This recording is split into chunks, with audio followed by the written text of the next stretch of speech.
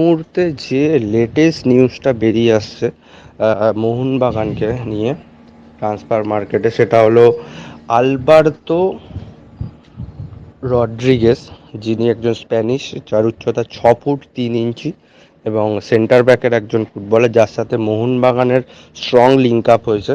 এবং যেখানে তার স্ট্যাটটা যেটা বলছে, 2022-23 মৌসুমে তিনি লা লিগার 2-তে সবথেকে খারাপ দলে খেলেছিলেন অ্যালবার্তো।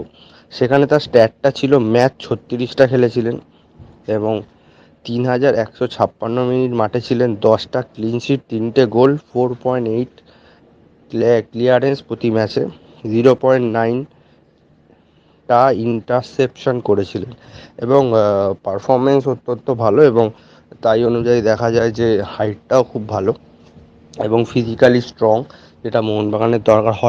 হয়তো আমার মনে হচ্ছে, যেটা পার্সোনাল মতামত, ব্র্যান্ডন হামিলের রিপ্লেসমেন্ট হিসাবে কিন্তু এই অ্যালবার্টো রড্রিগেজ, হোসে মলিনা যে লিস্টগুলো পাঠিয়েছিলেন এবং ম্যানেজমেন্টের কাছে, তার মধ্যে হয়তো ইনি ছিলেন এবং এনার সাথে স্ট্রং লিঙ্ক আপ হয়েছে।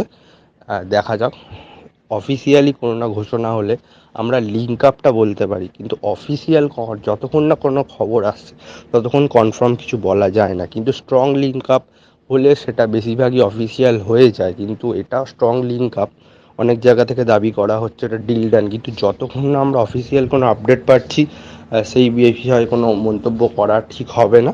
কিন্তু এই বাংলার ফুটবল তথা কলকাতার ফুটবল এবং ইন্ডিয়ান ফুটবলের সমস্ত আপডেট পেতে সাবস্ক্রাইব করুন আমাদের চ্যানেল মোহনবাগানি সৌভিক এবং আমাদেরকে সাপোর্ট করুন এবং বেল নোটিফিকেশানটা অন করে দিন।